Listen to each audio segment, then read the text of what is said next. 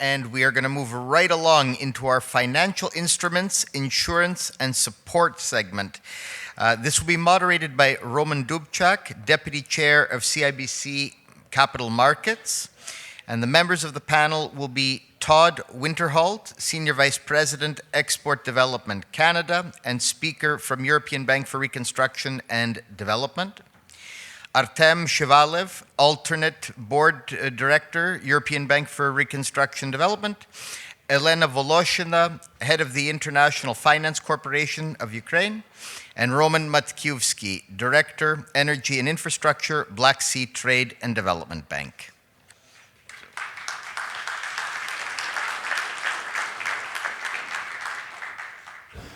It's a pleasure to be here. Very appreciative of the Chamber for putting on this conference, and for many of the panelists, all the panelists traveling here today to be here, some from very, very far away, and Artem is actually on his way back on a flight in a couple hours, so we'll try to move this along. So in this session, it's a little bit different in terms of the scope. To date, we've been talking so far today, a lot of the conversation has been about business opportunities, specific micro opportunities, if you will.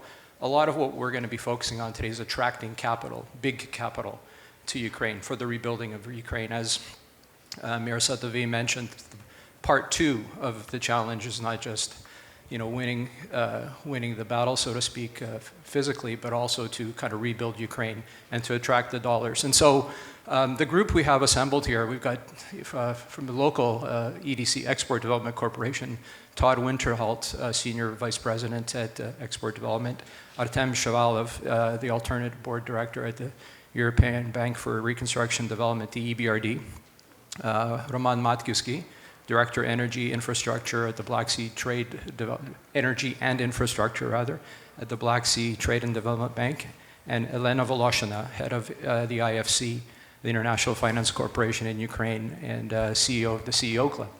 So it's a pleasure to, we've had a very good time getting to know each other in preparation for this session, so we hope to have a very good conversation. I would like to start today by having each of you kind of walk through what your respective organization has done to date and is doing currently in Ukraine. And then we're going to move the conversation along to what can be done, how we crowd in, as the technical expression, how we bring in private capital, not multilateral capital, but private organizations, pension funds, hedge funds, et cetera, private equity funds, and then some of the challenges that, if one extends how this evolves, what we need to ensure is in place. So, Elena, może, maybe I'll start with you. Thank you. Дуже дякую. Thank you very much for having me over. This is already my second at least conference on Ukraine, and I'm very happy to be here. The organization that I represent, International Finance Corporation, is the only IFI that is focused exclusively on the private sector. So it is very dear for me to hear that a lot of the conversations today are actually about how the private sector can participate in the Ukrainian reconstruction. As IFC, we have never stopped operating in Ukraine, even though we were shocked like everyone else after the massive invasion. We moved the office out. We still continue to operate. And in today's Ukraine, we're wearing three hats. We continue to be a provider of financing. And between February 22 and today, we have provided a total financing of over $600 million. We started with supporting critical exports and imports. About half of it is supporting exports and imports. We provided support to several agricultural producers. Our last, most probably sizable investment was actually done jointly with EBRD and DFC. We supported our existing client, a large poultry producer. We're very proud that we have invested in the fourth fund raised by Horizon Capital.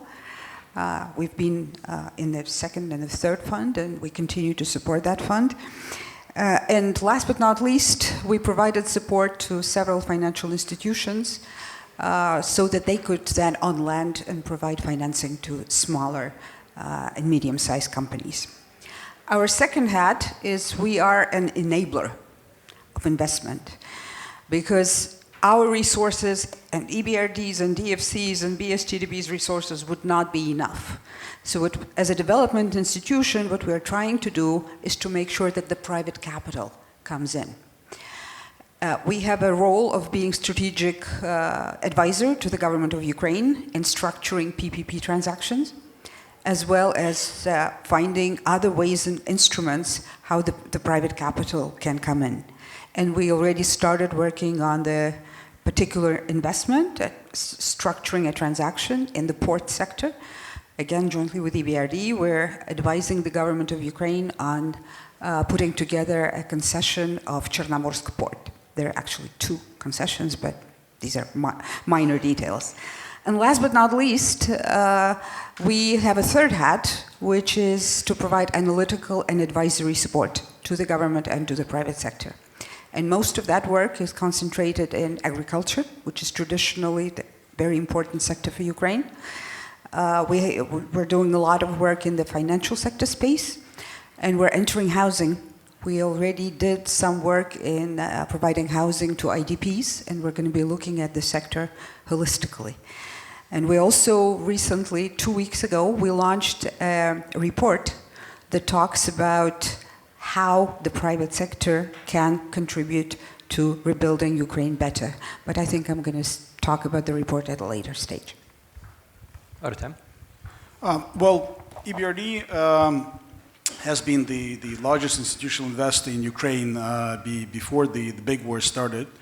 In the 12 months, well, 18 months since, we have delivered about 3 billion euros in various financing products for the Ukrainian clients, which unfortunately seems like an insignificant amount of money given the overall damage and the budget needs, but is probably the biggest check that was actually written, or a combination of checks that were written for the real economy.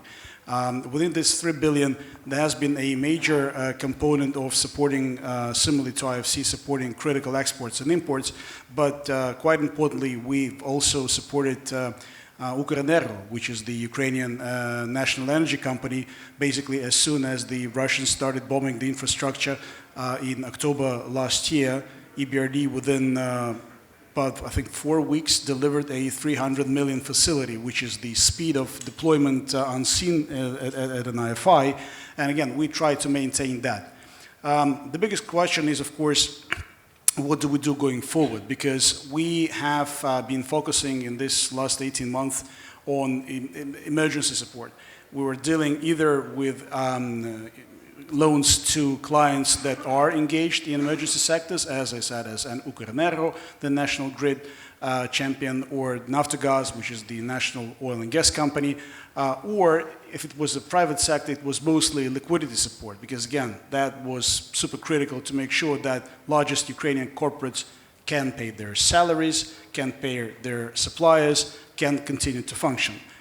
As we're approaching 2024 and beyond, we have to start focusing on supporting real economy in its tremendous growth, because yes, we all know that we are getting a lot of official support from G7 countries, the IMF, but everybody understands that the survival of the Ukrainian economy is resting mostly with the private sector, or at least with the real economy, even when the state companies operate there. To that end, what EBRD has done is actually an unprecedented step of approving a capital increase. The general paid-in capital increase that was approved by the board last week hopefully will be approved. Well, we expect it to be approved by the Board of Governors by mid-December.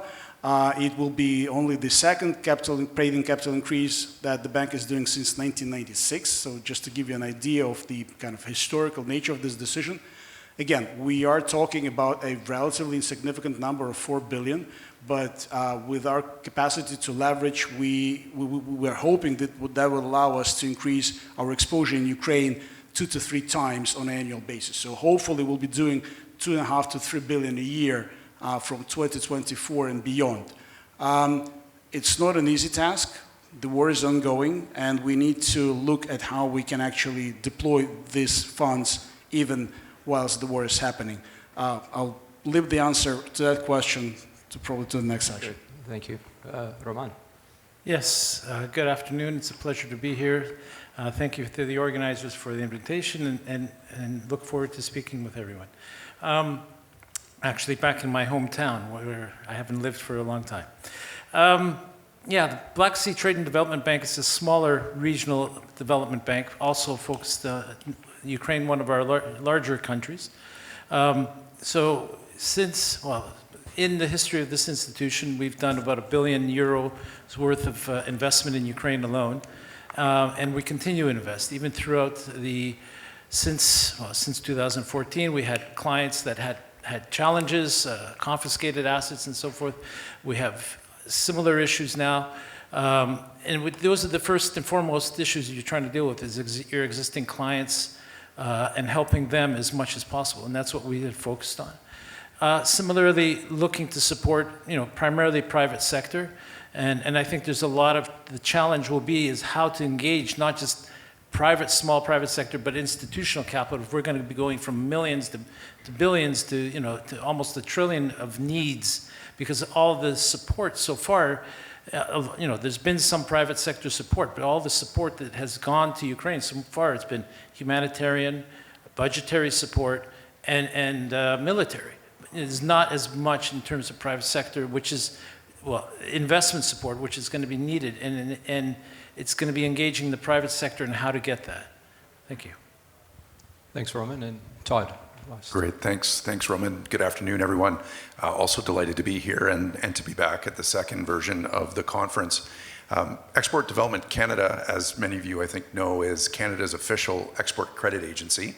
And we were actually born out of conflict almost 80 years ago. We'll be 80 next year as one of the Bretton Woods institutions following the end of the Second World War. And so from that point in time, EDC has existed to really help accelerate and develop Canadian trade and Canadian capacity to trade internationally. In those 80 years, EDC has helped to facilitate well over $1 trillion in Canadian exports and investments, and that is sector agnostic, so regardless of sector or of market of destination. And so we will help as many Canadian companies as 30,000 on an annual basis to access 190 international markets. I'm also, like Yelena, happy to note that with respect to Ukraine, EDC has not wavered in terms of its support for Canadian companies in the market, and in fact has been very steady with respect to our support for exporters during the conflict period. So on an average year, we would support in the range of 30 to 50 Canadian exporters with ongoing trade in the sectors which would normally include agriculture, as well as agri-food, as well as ag supply. We're seeing for the first time, I think, a lot more interest in sectors that were mentioned earlier today: infrastructure, hydro, nuclear, mining, metals, minerals, things of that nature. And we've seen growth over the last 18 months in our pipeline for Ukraine to the point now where we're just shy of $500 million Canadian dollars in possible projects and transactions to be supported. So that growth is something that I think is very encouraging from an EDC perspective in terms of how we move that forward. So again, like our colleagues at the IFC, EDC is not just a financial services provider. We certainly do lend. We also have an insurance product that covers war risk, among other risks, for Canadian companies interested in doing business in Ukraine. We also provide what I would call a little bit of a convening effort inside of Canada. And following last year's conference, EDC was very pleased to be able to bring together 3 business roundtables here in Canada, here in Toronto, Montreal, and Vancouver, to better understand the needs of Canadian exporters who are interested in the Ukrainian market, regardless of the nature of the conflict. And so that provided us a huge amount of intelligence and insight in terms of how to better help Canadian companies going forward. And as Minister Ng just mentioned, that's part of what we can do, is feed that into the broader Government of Canada's approach going forward. So, Roman, I think I'll leave it there, and happy to take questions. Yeah, no, that's great, Todd. Thank you all. That's a great setup to where we want to, take this conversation. And you've all described your businesses and your setup to do business in somewhat normal environments. One could argue these are devastatingly abnormal environment. It's a devastatingly abnormal environment as relates to Ukraine. And depending on the study, it's anywhere from $411 billion to $750 billion. But with inflation, we all know it's probably $1 trillion by the time this is all sort of said and done to rebuild Ukraine, just in terms of the damage done to set it straight versus let alone growth capital. The issue here is it's $1 trillion less what you contribute is still an extraordinarily large gap of funds. How will we be able to attract private capital, private equity funds? And we all know that the world is awash with private capital, be it the pension funds and private equity funds, et cetera. And obviously this is a very deep topic, so just kind of maybe your top of the cloud views on, what it would take to attract some of these funds besides a cessation of the hostilities. But frankly, even before a cessation of hostilities, there's money to probably be invested. So, and then maybe I'll start with you, because that is the IFC's kind of mandate in Ukraine. Thank you, Roman. In fact, I would like to share with you some of the highlights of the findings of our private sector contribution report. It was very much aligned with the World Bank Rapid Needs Assessment report that was done last year in July. Actually, colleagues at the World Bank now started doing the next RDNA. So the 411 billion number that everyone is referring to is very likely to be changed soon, but we're still, please relate the numbers that I'm going to be giving you to the 411 billion. The finding of our team is that there are two ways the private sector can contribute. It can contribute to the reconstruction in a current environment without reforms. And in that case, the contribution could be at $73 billion, or 18% of the required 411 billion. But if Ukraine was to continue with the reforms and to undertake more deep reforms and more efficient reforms, then the amount of contribution from the private sector could actually double to $130 billion, which is a much more significant number. It's also to look at it from a sectoral perspective. There are actually some sectors like agriculture, industry and commerce, and banking, which could cover almost all their needs with private sector contribution.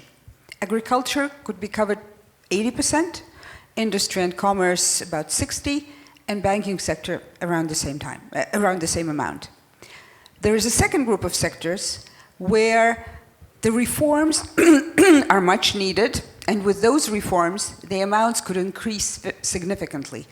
For instance, in the energy sector, from 2 billion that the private sector can contribute without reforms, to the number of 40 billion if the reforms were to take place. And the report also specifies what reforms Ukraine needs to undertake, or some examples of these reforms.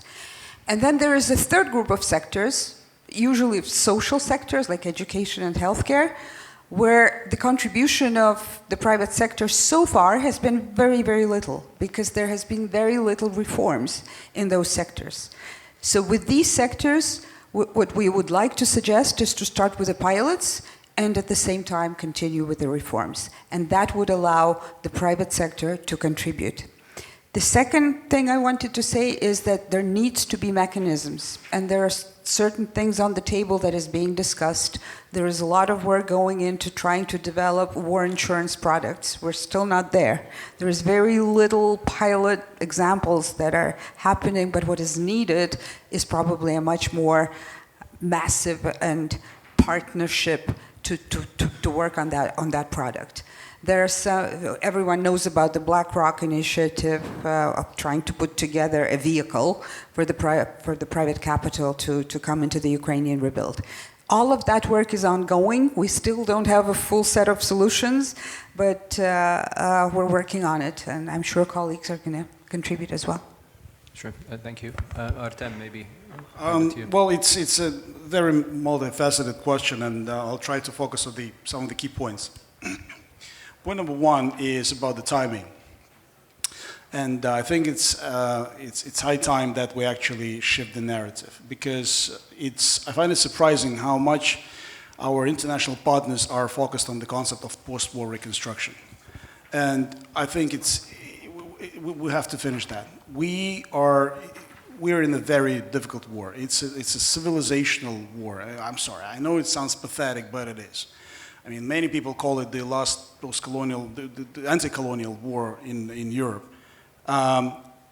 It would be nice to have it done by Christmas, but the reality on the ground is that I'd really love to see Ukrainian tanks on the Red Square, but probably that's not going to happen within the next week or month or a year. And the question is that even Ukrainian victory may be something that will not have a very specific definition in time.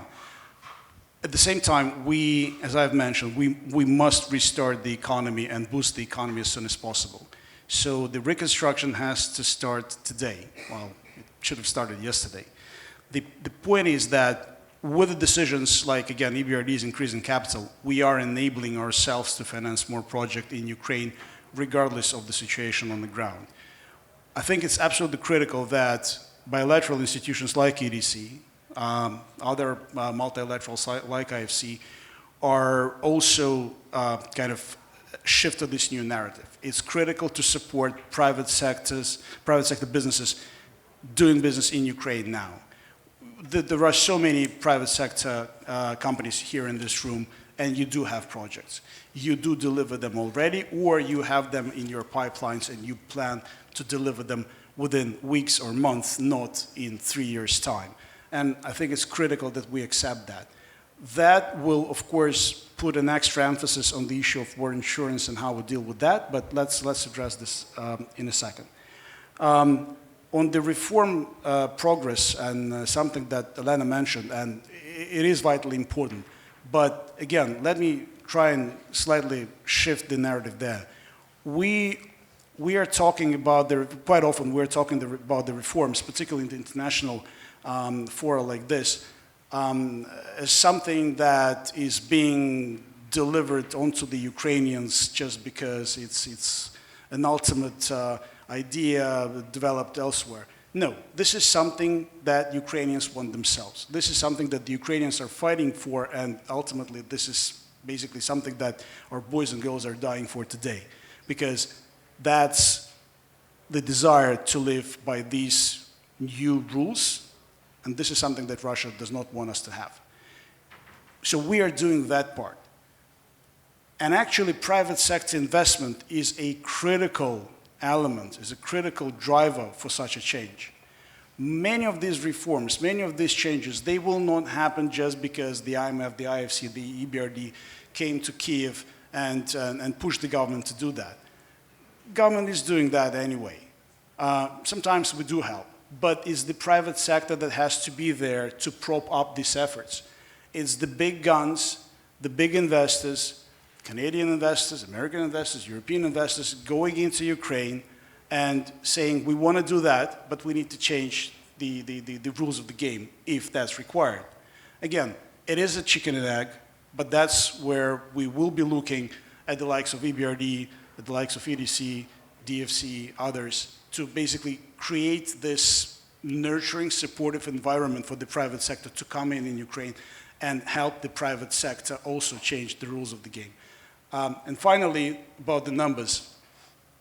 The 411 billion, 750 billion seem to be like a very scary number. But I always remind people that if you take this recovery to be financed over a 10-year period, you're talking about a number which is on an annualized basis, so if you basically split it in 10, it's less than 0.1% of G7 GDP. So we're talking about a blip on the radar. We're talking about a number that seems to be insignificant when the big economies look at it. But at the same time, it's something that would create probably one of the biggest economies in the European continent, but it is something that will also boost the bottom lines of investors from Canada and other developed countries as well. Yeah.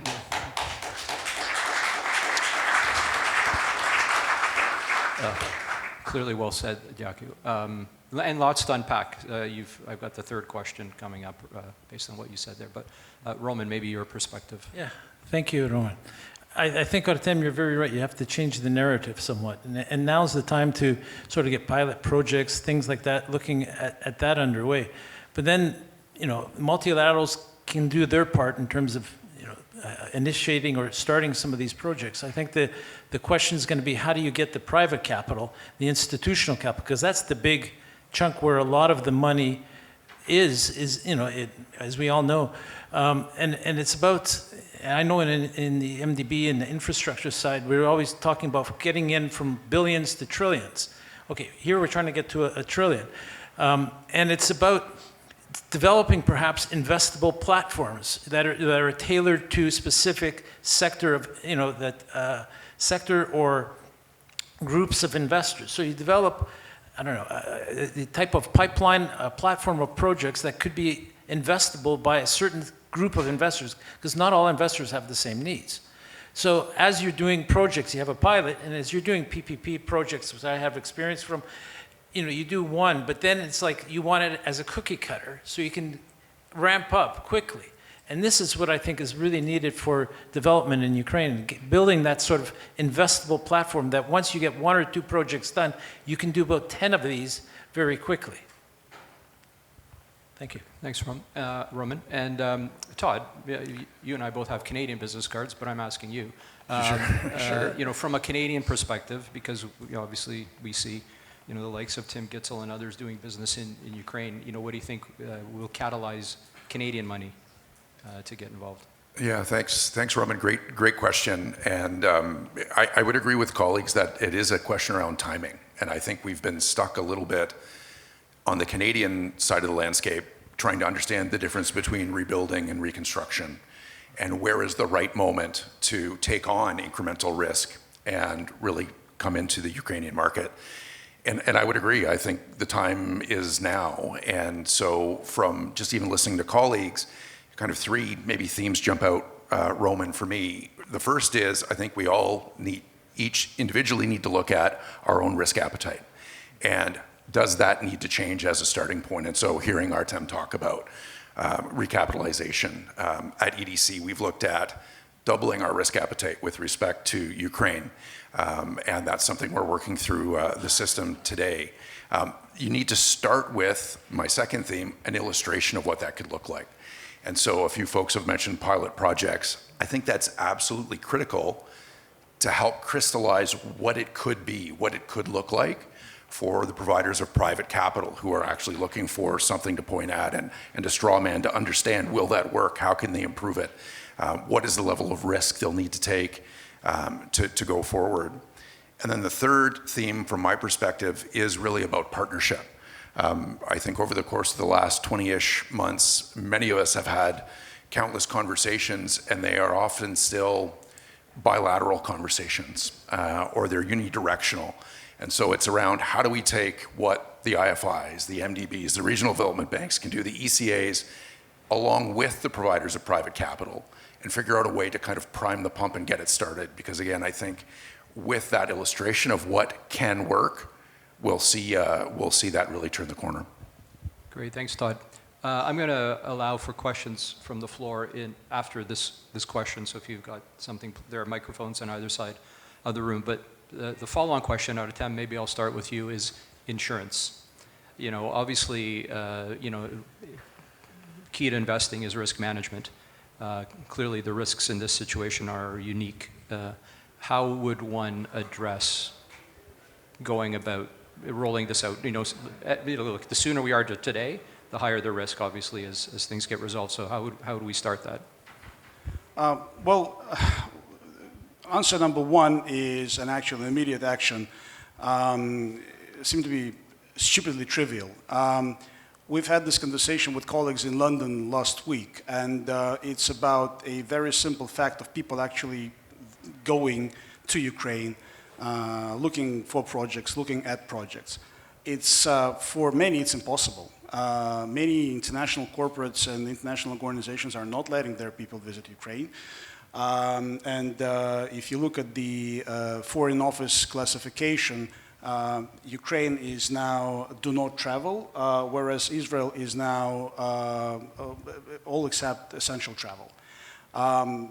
Look, we're not measuring whose tragedy is more tragic, but there's a reality on the ground. Just if you look at the distances, I'm sorry, but Tel Aviv is much closer to the launch points of Hamas rockets than Kiev is to the launch points of potential Russian attacks. So we are looking to talk to the British authorities, and we had this conversation with the State Department in the US. I'm pretty sure that you want to raise it with the Canadian authorities.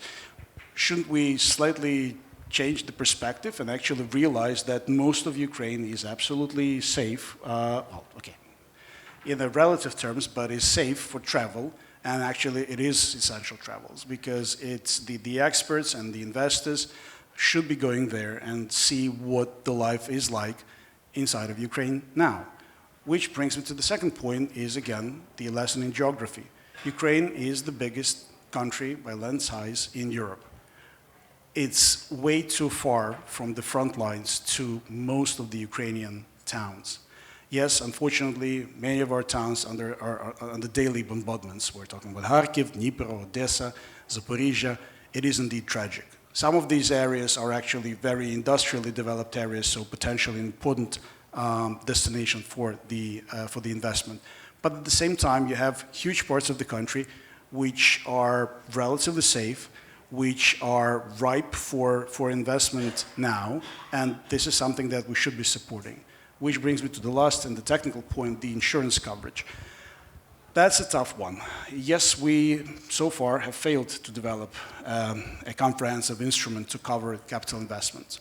EBRD, together with other IFIs, are working on smaller scale pilot schemes to ensure goods in transit, essentially to support Ukrainian exports, which is critical, again, for economic growth. But it's high time that we also look at the capabilities of ensuring the CapEx, of ensuring the actual investment on the ground. My personal view is that the bilateral development finance institutions like EDC could be better positioned to support investments coming from their own countries. With some kind of coordination from the IFIs, but again, it's work in progress, and it's a difficult one. And last point, again, I'll have to throw this out.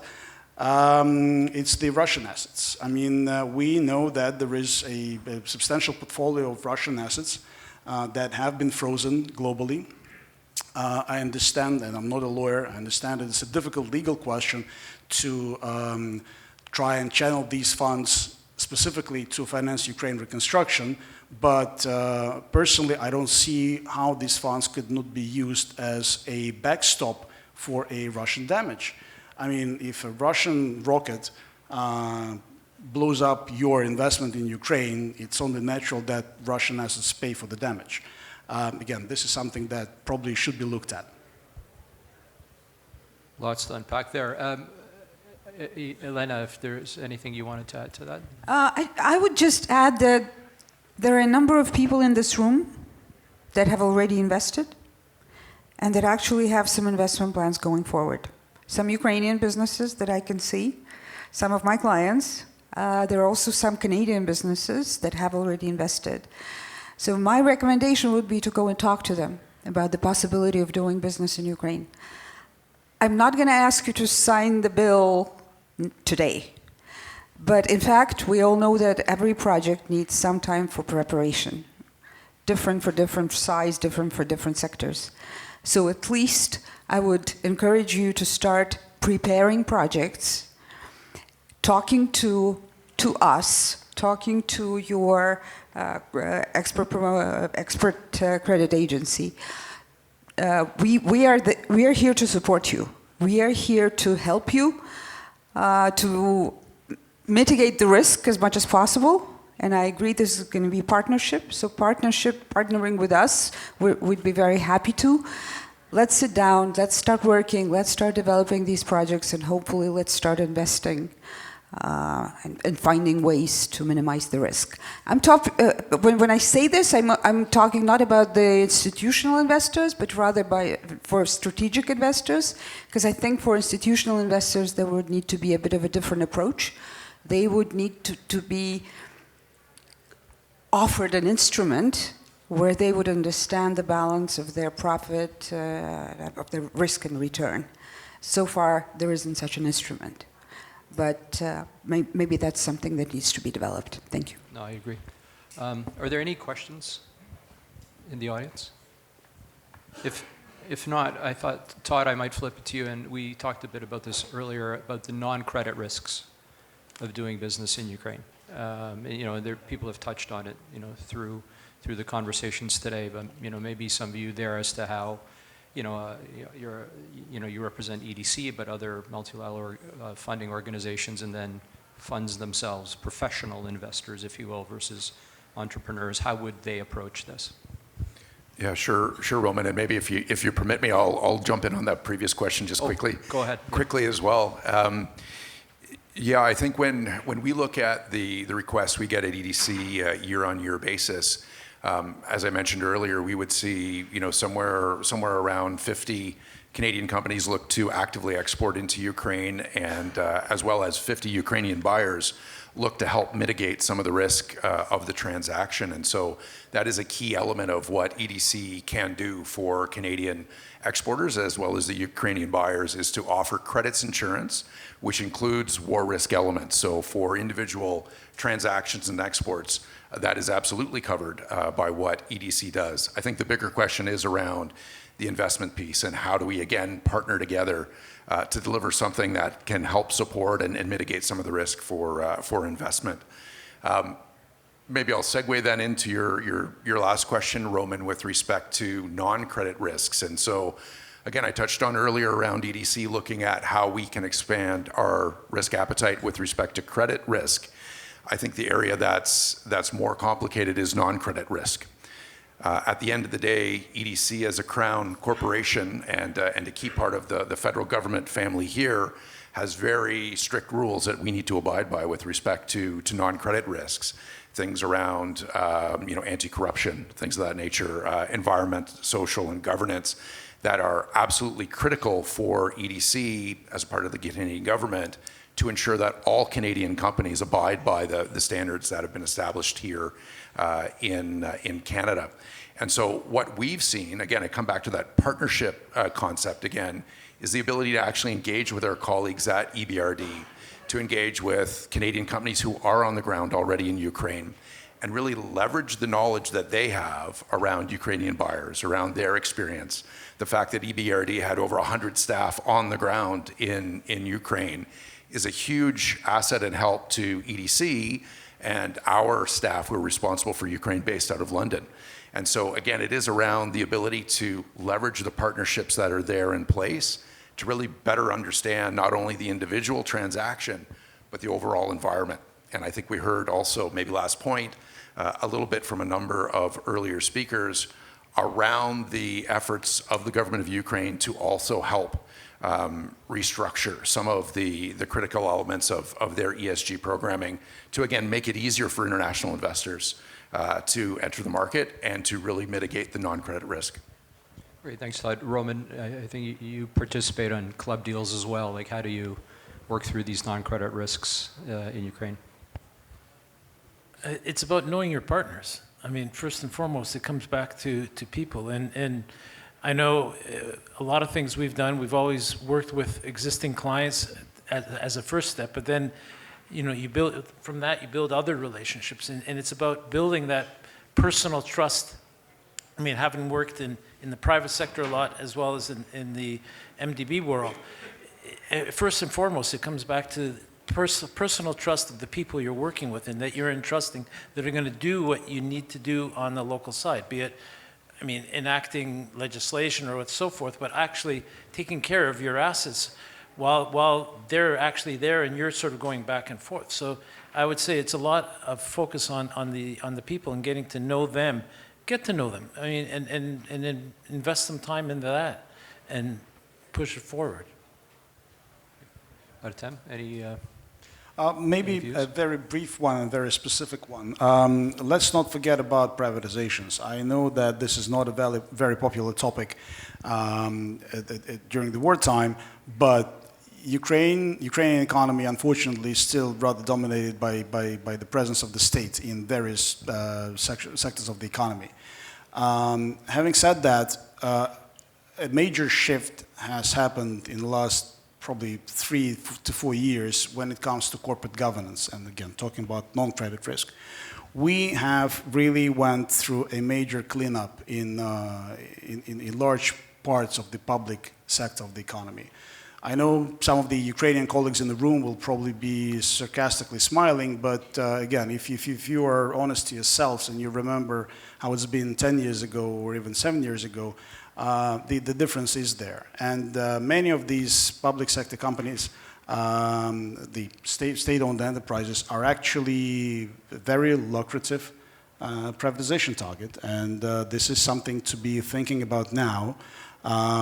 Because again, with the proper corporate governance, taking care to a certain extent of the non-credit risk, you basically have a very interesting opportunity to invest. No, I think people are thinking about it. Like if you look at, Canadian pension funds as an example, they're the world's largest investors in airports, private airports, like in the UK in particular, right? It's an awkward topic in the UK now, but the water system, Thames Water, was a massive privatization. So I think privatizations is actually probably very understandable for a lot of private equity, at least in the North American sphere of things. But separate topic. Elena, maybe we close off on you on, and you've been doing business in Ukraine for a very long period of time. These non-credit risks, how would you recommend, someone here in the room or other business people participating, how to ensure that they're going eyes wide open, so to speak? I don't think I'm going to be original. It's all about people. It's all about understanding. It's all about having local presence on the ground. We also had about 100 people in Ukraine. We're coming back. We've reopened the office. I personally travel now. I spend at least a week every month in Kiev, and it's going to be longer. And eventually I'm going to move completely. So we're there to help. Come talk to us. We'd be happy to share all our experience that we've accumulated since 1992, when we first came to Ukraine. That is a long time. Are there any questions in the audience? You're all getting off very easy, by the way. So, but I have a lot. So this is a little bit of a technical question as it relates to the mechanics of managing money. When funds start flowing into Ukraine in big dollars, because we're talking denominations in the hundreds of millions of dollars, for example, private equity. What's your view on the, I don't know if there's a technical phrase for this, the absorption capacity, the ability of these funds to be worked through, deposited, invested, managed, reporting, governed, all those things. We're talking $1 trillion, right? Like this is not just kind of GDP type of growth. This is all, and it is going to happen over a decade or so, not that quick. Roman, maybe I'll start with you. Very interesting question, because after my European career at EBRD, I went to work for Société Générale, and we did set up a fund for Ukraine. I don't know how many was it, over 20 years ago now. And the times have changed significantly. Back then, the absorption capacity, you meet people in investing, it has changed significantly now. And I think about a conference I was at in London in December, and I was sitting with a former colleague on a panel, and she said, we're so last century. In which, a lot of us came and started working in Ukraine back in the 90s, or some that were, a lot of people are here since the 90s and looking at Ukraine, but there's a whole new cadre of people. And I'm extremely impressed of, one, the qualifications, the knowledge, and their ambition. They're extremely dedicated, and it's changed quite significantly. So I see that has taken a significant step change already for Ukraine, and I'll be very positive for further institutional investment. Artem, maybe we'll go to you. I would see the two components to this absorption capacity issue. One is the having the expertise in the critical parts of the government and around the government, and that is indeed required. EBRD, together with other FIs, is working on technical support programs to enable our government, quasi-government, and quite importantly, municipal counterparts to be able to develop the projects and then implement those projects. But the other point to this is what we call the EBRD, the human capital resilience, which is basically a fancy moniker to making sure that people can come back. We can have all the lovely investments, but first of all, we need to make sure that Ukrainians are able to come back. And of course, I mean, the elephant in the room is that we need to make sure that they're physically protected. So it's about the anti-aircraft, anti-missile defense. But the second part to that human capital resilience is making sure that there's housing, there are kindergartens, there are schools, there are shops, etc., particularly when we're talking about the more densely populated areas that were attacked and severely damaged by the Russians. So investment there would be critical to enable that Ukrainians can come back home and that they can then participate in the development of those investment projects. Elena, any views? You've seen the movie from 1992 in terms of funds coming into Ukraine and being invested. I would agree with Artyom, because what I'm hearing from my clients about their biggest challenge today, their biggest challenge is human capital. To the point that a lot of my clients are now starting to retrain their personnel. Women start doing more jobs that were originally perceived as men's jobs. But Ukrainian women are very strong. We can handle that. That's not a problem. Government capacity, I would say, can be improved, and this is why we are working with institutions like Ukraine Invest. Then there was the Advent Ukraine, which is preparing projects for the private sector. We're supporting PPP agency. We have supported it from the start because we understand there needs to be additional capacity. And I know that BlackRock is probably also going to have like a project preparation facility as part of this new facility that they are discussing with Ukraine. So yes, there needs to be some assistance to Ukraine. Okay, Todd, open to you if you've got anything to add there. Probably not a ton in this direction. Maybe an ancillary point, though, Sure. that does go to overall capacity of Ukraine and Ukrainian companies. A lot of what we hear at EDC around the forward-looking Canadian companies looking at investment opportunities, it is around the immediate investment in Ukraine, but it's then the future, post-conflict, and the ability to use Ukraine as really that launch pad for other European markets and to really build a regional presence. And I think that is something that, we're probably still a little bit early in terms of seeing that happen, but more and more companies are asking us, what does that look like? How do we leverage the ambition of the Ukrainian people, their forward-looking views, their accession to the EU, and the access to those markets going forward? So I think step one, obviously, is the immediate absorptive capacity for investment. But looking a little bit down the road, there is a real opportunity here to see additional growth through Ukraine through exports and leveraging their talent and market. Okay, great. Questions? Oh, Zenon. Zenon's got a question. Maybe it's related more to the guests from Ukraine than others, but one of the issues, and we tried to actually pose that question to Deputy Head of National Bank, but unfortunately we didn't get it to him. But one of the issues that investors have is getting and they're making money, which is positive, but getting the dividends out. There's no possibility of getting dividends out. And I mean, the company can do that for a while, but they cannot do it forever. And it seems like Ukraine seems to say, yes, it's coming, it's going to change, it's going to be there. But two years are gone, and they keep on talking about, we don't want oligarchs to take the money. I mean, oligarchs took the money before even the war started. They knew that faster than anybody. And companies that want to go into Ukraine to invest, hearing that from others that already they cannot repatriate the dividends, are also starting to wonder, okay, what am I going to do? Put money in there, but no chance to take dividends out. What do you hear in Ukraine? Is there some discussion? Because we hear that apparently that discussion is going on.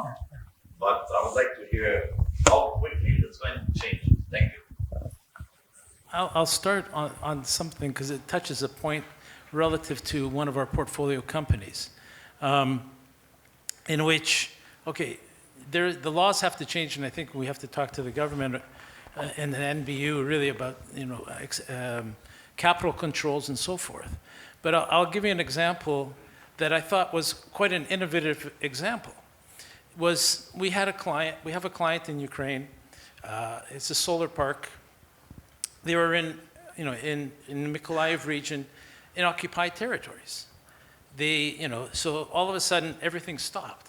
And they came to us and it was a challenging moment. Okay, they started going forward. They said, okay, we're going to invest some of our capital, of our own capital. We'll invest that, and they got it done. They got it demined after liberation. They got it demined and back on the grid extremely quickly because this was their own money they were putting in.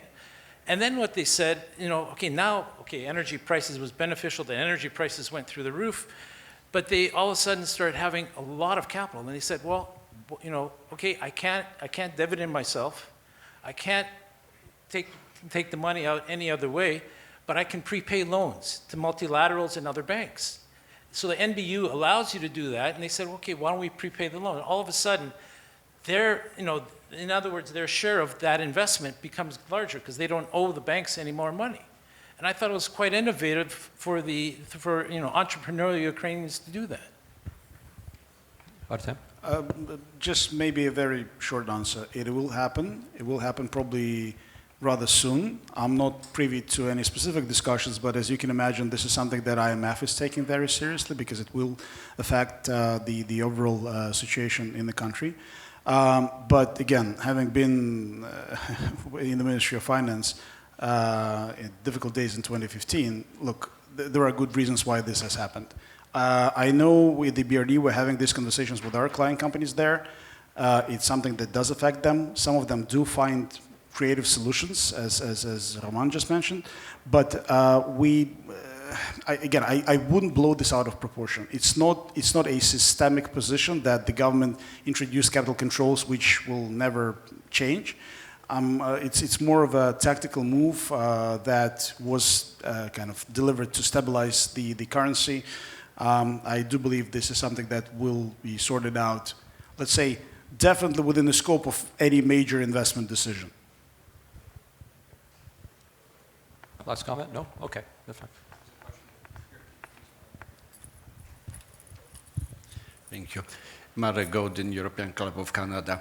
I am Polish. To gratuluję, że tak bardzo dobrze zorganizowana jest ta organizacja i tej konferencji. I will switch into English. I have three questions. I'm a journalist and economist. But the first one is, how is the situation with the transit of the grain through Europe? The second one is, there's a problem now. In Poland, trucks are standing in the lineup on the border with Ukraine, and which creates a kind of fatigue for the Polish people, and I think for others.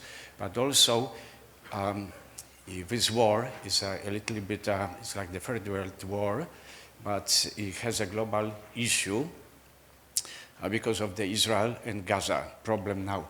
So is Canadian public still supporting so strongly the war in Ukraine to bring the arms, or what's the ratio now to bring the kind of investment for Ukraine? So it means like where is the tilting point for between the war and peace? Okay, why don't I allocate? Maybe Todd on the last question as it relates to the perceptions as it relates to global conflicts and the balance there, and then Artem or Elena think about it. Let Todd answer the question, then when I'll So you need me to take a long time, I think is what you're saying. Yeah, so maybe where I would start in terms of kind of the relative, challenges or risks in certain markets with a number of different conflicts taking place around the world. From an EDC perspective, what we've seen is actually very stable level of interest in the Ukrainian market. As I mentioned earlier, we haven't seen much of a dip past the first 3 months post-invasion. That actually Canadian companies tend to be fairly committed to the market. Many of them have long-standing relationships there. And we are seeing, as I mentioned, a pipeline of the size that we haven't actually seen probably in the last 15 years. So to be talking about roughly $500 million in Canadian interest in Ukraine, obviously the how that gets done is what we're talking about today. But I don't see any change relative to other conflicts happening. Ukraine remains as interesting a market, I think, as it was before. It's more around how do you mitigate and deal with the risk. With respect to other conflicts, they really vary. I think most Canadian companies, like any company, looks at ultimately the return on their investment, and they weigh that against the risk inherent in a market. And so we do see that ebb and flow in pretty standard way. I would say the Ukraine conflict is a bit of an outlier in that respect, with a stable level of interest in the market. And I think if we are able to move forward on some of the things we've talked about, ways to further mitigate the risk, I think that will actually even increase. So I do think there are a number of companies ready to look at what is that right point again to get into the market as rebuilding really starts in earnest, and to prepare themselves for reconstruction. Anyone want to grab the first Yeah, question? I'll try to be as brief as possible because it is a very complex question. Well, first of all, the blockade that's happening now is not only on the Polish side, it's also on the Slovakia-Ukraine border. Look, fatigue, yes, but let's be honest, it will never be a fair and open conversation. There is a huge element of domestic politics in there. Ukrainians will be forever grateful for what the Poles have done for us in the past year and a half. But if we are being, again, honest and as economists, let's admit that Polish economy has benefited greatly from the influx of the Ukrainian assets and Ukrainian labor force. With the employment numbers in Polish economy, if there was no influx of Ukrainian labor, Polish economy probably would have not fared nearly as good as it did in the last 2 years. So has this ever been more fairly discussed? Not really. The boycott is, look, no, I won't go into discussing peculiarities of Polish politics, but it's the reality. Things are happening. Domestic agendas, political agendas are still there. It's now the question of negotiations, and I'm sure that the Ukrainian team and the Polish team are working earnestly to deliver a solution that would allow to unblock that. I do believe that it is in the interest of both countries and actually both countries, Ukraine-Poland, but also both countries, Ukraine-Slovakia, Ukraine-Hungary, Ukraine-Romania, to ensure that there is an uninterrupted flow of goods in both directions. Thank you, Artem. Okay, there's one last quick question. As Artem defined the war, we don't know how it will go and when it will end. My question is there a capacity on Ukrainian side and interest from the investors to invest into defensive company who will produce maybe not tanks for million, but drones which much cheaper and more effective? Yeah, the question was, and this is an appetite for non-Ukrainian companies to in the production of the defense industry, basically, very large. So I don't know, Elena, maybe for you? This is not the sector IFC can invest, but what we are getting from public sources, there is not only interest, but it is actually happening. Yeah, Artem? Same here. Unfortunately, I don't think any IFI or DFI will invest in defense or dual-use equipment. And again, it's a very unfortunate position, but which is unlikely to change. The thing is that this sector has seen dramatic transformation in Ukraine. I probably don't have to tell you. I mean, the amount of private sector innovation there has been absolutely mind-boggling. I mean, the stuff that our guys have produced in this last year and a half is incredible. I'm pretty sure that I mean, Pentagon and the others will be doing amazing case studies on that, which in essence means that private sector capital will take care of that. I know that there are a bunch of Miltech investors focusing on Ukraine and searching for best available products there. So again, I'm actually quite comfortable saying that that's definitely where the private sector will sort it out themselves. Well, thank you for that question, because that actually is a very elegant way to wrap up today's session talking about private capital. And, you know, in retrospect, there were so many sharp sticks we could have walked in this conversation, and I think we made it through okay. So thank you very much for the conversation.